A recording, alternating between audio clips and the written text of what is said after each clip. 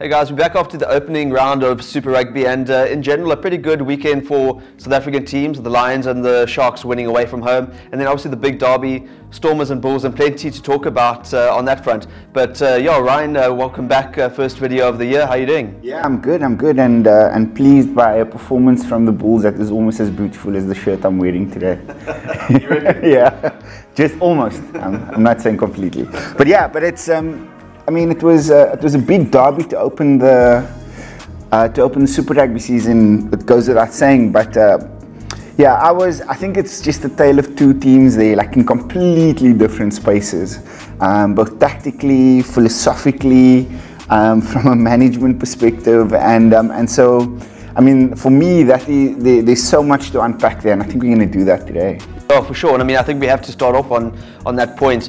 You know, I looked ahead to that game and I really didn't know what to expect in terms of going, well, the Bulls have a number of new players, a great squad, they recruited heavily, but a management team and a new coaching staff that was appointed really towards late last year and then the beginning of this year. So I wasn't sure whether they would kick things off quite, so fluently in the first game up. I really didn't know what to expect from them. I thought they'd get better as the season went on. So I didn't think that they would put in a performance of 40 points like that. Super clinical in the way they went about it. They looked like they'd been a team that had been together for months or years, let alone just a matter of weeks, really. Yeah. And then by contrast, as you mentioned, I didn't think the Stormers would be nearly as woeful as that. I think there was something like 10 Springboks in that Stormers starting lineup, and yet that's the performance they put up. And just right from the start, in terms of poor defence, line-out woes all over the park. I think 4 or 5 missed line-outs in that first half that went awry.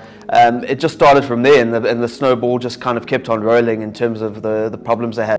Yeah, and I think you and I both need to stress that it's the first game of Super Rugby, so we're not making any absolute conclusions about either of these teams. It's an observation that we're making based on one game and what we saw on Saturday. But having said that, I mean, all of the points that you make are just underlined by, the Bulls could have gone either way. They lost Mitchell, quite suddenly in last season, and had to make changes. And I personally didn't think that Paul Freeman was the right guy for them. I haven't been a big fan of his as a coach for a while, but even when they appointed him back in the late 2000s, it's just, for me, it just didn't make sense to me. But we were speaking off camera. He knows the philosophy of the Bulls. The players seem comfortable with him. He's been in the system for a long time, and there's no doubt that he's earned these stripes. Contrast that to Robbie Fleck, who was promoted, I thought, far too early. The Storm side, just for me, still hasn't got a tactical identity. Even in defeats, you can see a side that has a plan, and tries to execute on that plan. I don't see any of that with the Stormers, or I didn't see any of that with the Stormers on Saturday. The Bulls were clinical. They weren't particularly exceptional. I think the Stormers are just that bad, or were just that bad on Saturday, that allowed them the freedom to execute what plan they did have. And I mean, even though, like I said earlier on, even though it's early season, I've got some serious fears for the Stormers this year.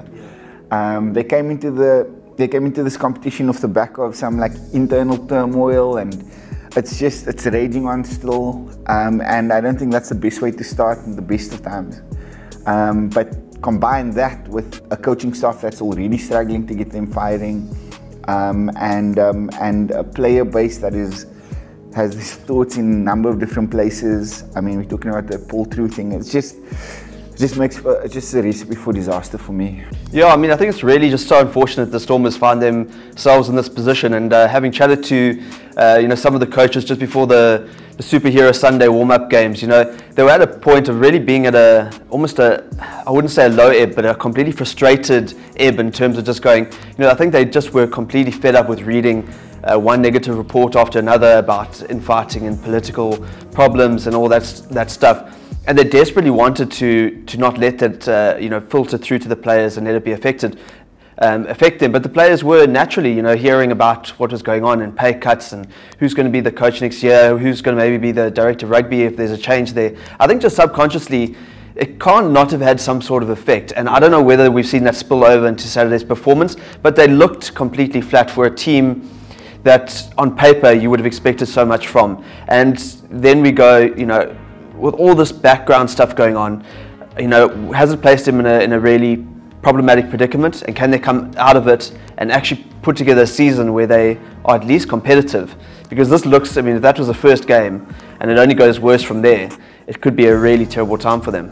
Yeah, I'm torn on that. I'm like, so one part of me goes like all of that turmoil and kind of strife behind the scenes has got to affect players. Yes, I agree. But another part of me goes, the professional athletes, you can't succumb to like this victim mentality. You've got to do your job.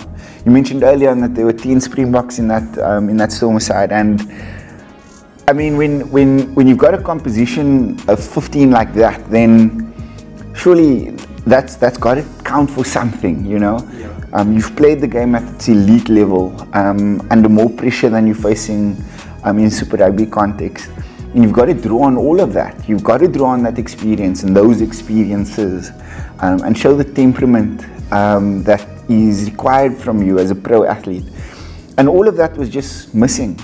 I wanted somebody in that Stormers unit to have a presence. You're playing away at your traditional rivals, irrespective of what's going on behind the scene. I wanted somebody to have a presence, and I just didn't see that. Yeah. I just didn't see that, and again, I can't stress enough how fearful I am for the Stormers side.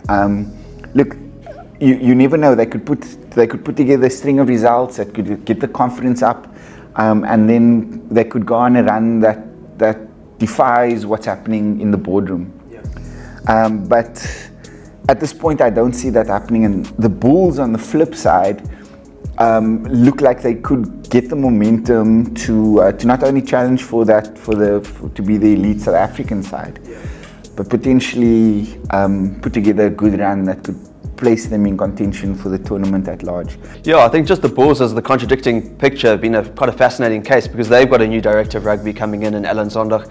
They've had other changes to some of their background staff, and then obviously the new coach, a new captain. So those kind of winds of change that have swept through seems to have really kind of got positivity going in that camp. And not only that, but it shows when a franchise ends the kind of a year with a bit of money, as they did with the Mitchell buyout, they were able to recruit quite intelligently, and we see such great impact from players like Dwayne Vermeulen and Skalk Brits. We saw what an influence they had, especially during the early parts of that game, and bringing in someone like Roscoe Speckman, 7th superstar, yeah. Suddenly just bringing that little bit of energy and attacking, spark to their team. So they look like a completely different side, which is quite good for the Bulls. I think they're moving in a new direction.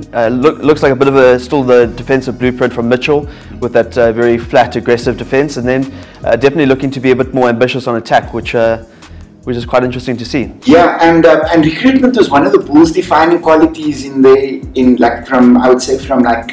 Heineke Meyer's kind of second reign at the Bulls, through to when they won the 2007 Super Rugby title, and then a couple of years after that. Yeah, that was that was very much based on youth, wasn't it? Yeah. So interesting to see them bringing in like Vermeulen, Brits, older men, even a Cornel Hendricks. Now they may be just shifting their mentality to it. Some of the younger players that are coming through now, that are really coming into their own now. The likes of Burger Ordendal, for example, who for me is a really competent Super Rugby player and is a great fit for that Bulls side. If you think about the Bulls side that you were referring to then, there were also a couple of senior statesmen in that side with those youngsters that were coming through that they recruited at the time, the Matfields, the Vrede Duprees, Danny Rousseaus, etc., etc. Yeah. And so the blend then was excellent. And the blend now is similar. Yeah. So yeah, absolutely, like big kudos to the Bulls for their recruitment. But let's not get too carried away there. Let's touch briefly on the Sharks and Lions, because they also scored pretty good wins away from home. Of course, like we've said, you can't read too much into the first round. Sharks winning easily against the Sunwolves, as you'd expect, but sometimes they can be a tricky customer. In Singapore, potential banana peel. Sharks went there, looked super clinical. Their forwards dominated as you'd expect. The maul, the scrums were great, and some lovely interlinking between the backs as well, which I thought was encouraging. I really liked the way Lukanyam in 2 tries, straight in the line, deft offload, and put the winger away for a try. So I think the Sharks look good. There's some definite potential in that team, and also on paper. And they've also been together for a while now. I think there's great potential for them. I mean, the Lions have impressed me, despite kind of personnel and coaching changes that have happened there. It speaks to kind of a guiding philosophy that underpins everything that happens at the franchise. That they're able to transition from those types of challenges fairly seamlessly.